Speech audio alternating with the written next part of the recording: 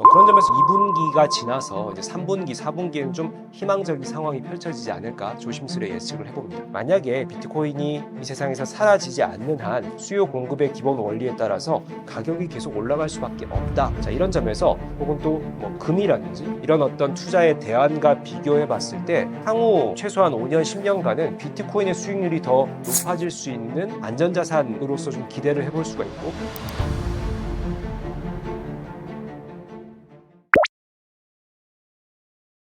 네, 지금 전 세계 경제, 산업, 그리고 이제 투자 시장을 강타한 것이 바로 트럼프의 관세 전쟁이죠. 역시나 비트코인도 한 자산의 일원으로서 관세 전쟁의 영향을 벗어나긴 힘든 것 같습니다. 지난 1월 우리 한화 기준으로 1억 6,300만 원 최고점을 찍고 대략 3개월 동안 35% 하락을 해서 최저점인 1억 1,100만 원까지 떨어지는 어떤 상황을 지금 맞이하고 있습니다. 물론 최근 급반등을 해서 특히 오늘 시점으로 지금 1억 한 3천만 원 가까이 지금 올라오고 있는데요. 이것이 이제 결국은 우리가 이제 비트코인이라고 하는 것도 하나의 어떤 그 전 세계 투자 시장의 자산 클래스에 이제 진입한 상황으로 살펴볼 수가 있고요. 그렇다면 이제 비트코인이 전 세계 이제 경기 변동이라든지 혹은 글로벌 유동성에 큰 영향을 받을 수밖에 없다라는 점을 우리가 이제 전제해야 된다라는 거죠. 즉 지금 현재 트럼프발 관세 전쟁이 미중 패권 전쟁 양상으로까지 확대되고 있는데, 이 관세 전쟁이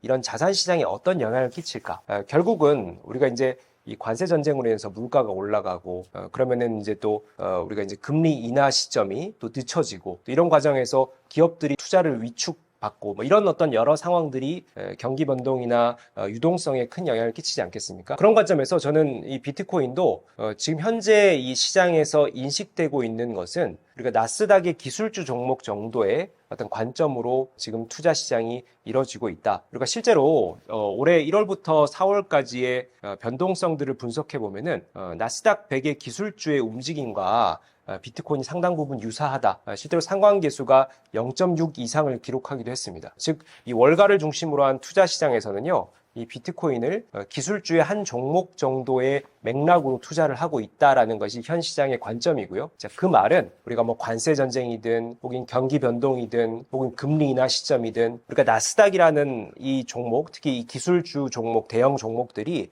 언제 지금 하락을 멈추고 반등하느냐, 이것이 유동성이 풀리면서 또 이런 비트코인과 같은 이제 위험 자산에 언제 돈이 투자가 들어오느냐, 이런 어떤 상황들을 미리 예측하고 우리가 이것을 가격 변동을 좀 미리 대비할 필요가 있겠죠. 그런 점에서 저는 2분기가 지나서 이제 3분기, 4분기에는 좀 희망적인 상황이 펼쳐지지 않을까 조심스레 예측을 해봅니다. 네, 아무래도 그 트럼프가 비트코인 대통령을 선언한 이제 취임 전까지만 해도 기대감으로 많이 폭등을 했죠. 마침 또 비트코인의 4년마다 돌아오는 반감기라는 이 이벤트와 맞물려 가지고요. 작년 하반기에 상당히 비트코인 시세가 좋았습니다. 우리가 이제 주식 시장에서도 이 기대감에 오른 종목들이 또 이렇게 거품이 껴서 또 일부 수익 실현, 매도세가 또 강한 이런 일부 기간들이 지속되는 경우들이 있잖아요. 역시나 비트코인도 2025년 지금 1분기, 2분기 연속해서 작년에 폭등했던 이 기대감으로 폭등했던 거품이 다소 거치면서 또는 지금 경기 상황이나 또 나스닥에 연동된 이 기술주 움직임과 결부가 되면서 다소 조정 국면이 좀 지루하게 이어지고 있는 상황입니다. 자, 그럼에도 불구하고 트럼프를 중심으로 해서 이제 미국이라는 거대 강국이 이 비트코인을 전략 자산화하는 움직임, 또 이런 그 월가를 중심으로 해서 이 비트코인 현물 ETF 상품이 승인되고 또 여러 부호들의 자금들이 들어오고 또 미국의 이런 상장 기업들이 비트코인에 투자를 늘려가는 이런 상황들은 계속 지속되고 있습니다. 그 말은 이런 강대국, 그리고 강대국의 경제, 산업, 기업들이 이 비트코인을 받쳐주고 있다라고 생각을 해볼 필요가 있고요. 자, 그런 점에서 트럼프가 지금 부임 초기에 이 비트코인에 대해서 우호적인 발언을 하면서 시세를 굳이 끌어올릴 이유는 없다라는 것이죠. 그들의 어떤 방향은 4년의 임기를 좀 장기적으로 보면서 하나하나 진행을 시킬 것이고, 자, 그런 점에서 우리가 미국의 움직임을 좀 긍정적으로 살펴볼 필요가 있다. 다만 지금 눌리고 있는 국면들, 우리가 어떻게 하면 이게 바닥을 치고 이런 긍정적인 또 호재들이 또 이어지면서 다시 한번 시세를 분출할 수 있을까? 앞서 말씀드린 것처럼 올해 연말에 하반기에는 조금 다소 긍정적인 이슈들이 좀 계속 이어질 것으로 보고요. 다소 또 글로벌 유동성이 공급되는 이런 상황에 맞물려서 또 좋은 시세가 나오지 않을까 이렇게 예측을 해봅니다. 사실 비트코인이라고 하는 것이 실제 용도가 물론 있긴 있습니다. 이 비트코인 가지고 뭐 결제하고 이걸 결제 수단으로 쓰는 여러 국가들 일부 있습니다. 그럼에도 불구하고 비트코인은 투자 자산으로서 지금 뭐 99% 시장에 자리 잡고 있다 이렇게 볼 수가 있는데요. 자, 그러다 보니까 이 비트코인의 가격을 예측한다라는 것이 뭐 상당히 이제 어렵고 난해할 수밖에 없습니다. 비트코인을 주식 투자 종목처럼 투자를 하고 있지만은 실제로 이제 비트코인은 뭐 주식 시장의 이 기업과의 평가 관점이 다르지 않습니까? 우리 기업이라는 것은 매출도 있고 영업이익이 있어서 우리가 어느 정도 퍼나 PBR을 가지고 우리가 적정 주가를 예측해 볼 수가 있지만은 비트코인은 뭐 실제로 이제 이익이 나는 것도 아니고요. 또 용도가 뭐 일부 비트코인을 거래에 활용하는 국가들도 있긴 하지만은 뭐 대부분이 이제 투자 자산으로서만 활용되고 있는 상황에서 이 비트코인의 적정 가치를 계산한다는 것은 뭐 사실상은 뭐 불가능하다. 결국은 공급 수요의 원칙에 따라서 이것이 이제 수요가 얼만큼 계속 지속될 것이냐로 우리가 그냥 단순 예측을 할 뿐이죠. 그러다 보니까 비트코인 전문가들은 실제로 뭐 4년 전, 8년 전 이 과거의 어떤 패턴을 답습할 것이다라는 것으로 예측을 가격에 적용하고 있을 뿐입니다. 이제 과거 반감기 사례들을 좀 비유를 해보면은 우리가 4년 전, 8년 전 우리가 이제 반감기에서 20배 오르고 8배 오른 경험을 가지고 있거든요. 그래서 이 작년 반감기, 2024년 반감기 이후에는 약 뭐 서너 배 정도는 오를 것이다라는 것이 대부분 이제 전문가들의 일관된 예측이었는데 실제로 지금 비트코인은 과거의 순수 반감기 사이클처럼 움직이고 있지는 않습니다. 저는 그것의 이유가 미국이 비트코인 전략 자산으로 채택한 요 이제 대표적인 사례에서 보듯이 여러 참여자들이 비트코인에 관심을 가지고 이런 기존 금융 세력들, 투자 세력들이 시장에 참여하다 보니까 순수하게 이 크립토 업계에서 움직이던 이 반감기의 공급 수요만 가지고 기대감으로 움직이던 과거의 패턴과는 좀 다른 양상들이 나타나고 있다는 것이죠. 그래서 우리가 지금 이 시점에서 우리가 비트코인의 정확한 가격을 예측하는 것은 그냥 뭐 소설을 쓰는 것과 뭐 유사하다. 저는 이렇게 말씀을 드리고요. 다만 제가 아직까지도 기대하고 있는 것은 뭐 여러 다양한 앞서 말씀드린 변수들이 있지만은 그래도 올해 하반기 아직까지 상승 여력이 좀 일부 남아 있다라는 점에서 우리가 지난 뭐 1월에 최고점을 찍었던 1억 6천을 넘어서는 움직임은 나올 것이다. 그렇다면 이제 원화 기준으로 한 2억 정도는 냉정하게 우리가 좀 보수적으로 보더라도 우리가 좀 기대해 볼 수 있지 않을까라고 생각이 들고요.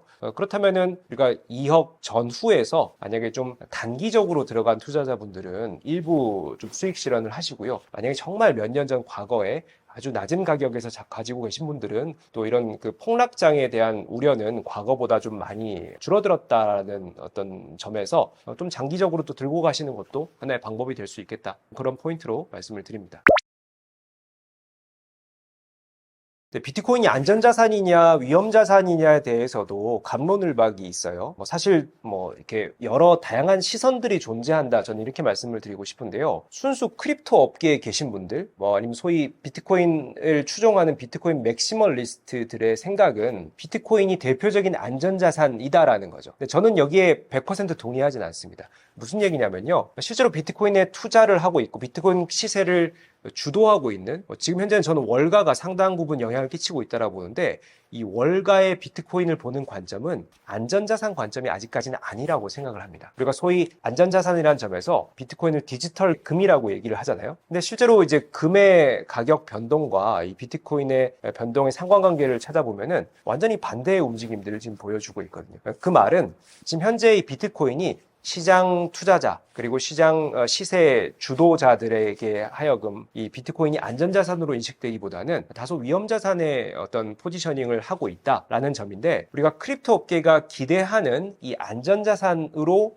비트코인이 향후에 진화할 수 있을까? 이런 인식들이 우리가 대세가 될 수 있을까는 우리가 다소 기대는 해볼 수가 있습니다. 그래서 이 크립토 업계가 기대하는 안전자산으로 가기 위한 세 가지 근본적인 이유를 제가 좀 말씀을 드릴게요. 첫 번째는 바로 지정학적으로 독립된 자산이라는 겁니다. 예를 들면 러시아 우크라이나 전쟁 당시에 비트코인 시세가 급등하던 추세가 있었습니다.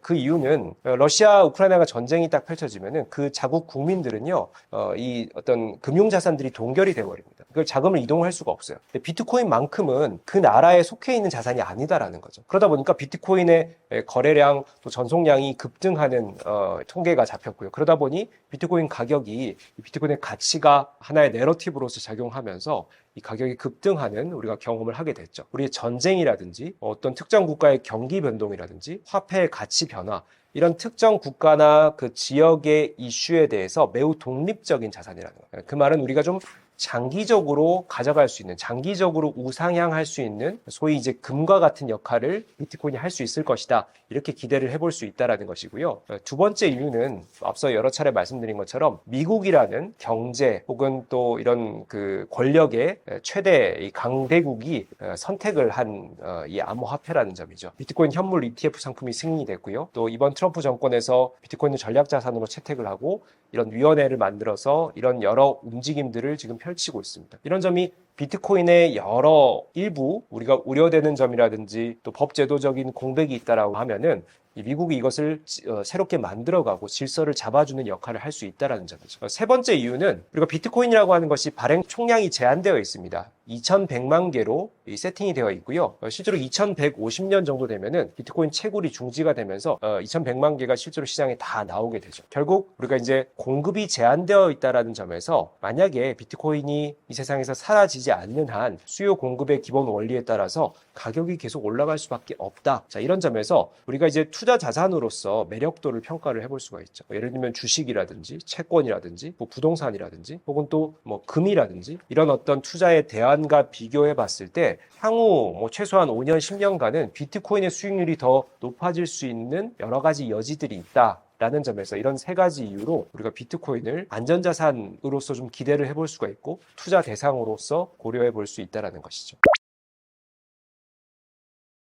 요즘 이제 디지털 기술이 정말 세상의 전면에 부각되는 시대인 것 같습니다. 특히 AI, 비트코인 관련된 여러 세상의 변화가 동시다발적으로 이루어지고 있는데요. 자, 이렇게 과격한 변화가 진행될수록 우리가 좀 가까운 미래를 볼 것이 아니라 좀 먼 미래를 예측하는 것이 필요하죠. 우리가 세상이 어떻게 진화할까? 우리가 이 기술을 가지고 인간이 어떤 혜택을 얻을까? 이런 큰 그림을 그리시고 이 기술들에 접근을 하신다라고 하면은 우리가 작은 선택을 잘못했을 경우에 얻는 피해를 최소화하고 우리가 큰 방향에 대해서 새로운 기회를 발굴하고 미래를 예측하는데 좀 더 효과적인 어떤 방향, 어떤 나침반이 되지 않을까 이런 점에서 좀 큰 그림을 그리고 이 미래를 구상해 보시라 뭐 이런 여러 다양한 지식들을 또 배워나가는 어떤 노력들 필요하시다라는 말씀을 당부드리면서 말씀을 마무리 드리도록 하겠습니다.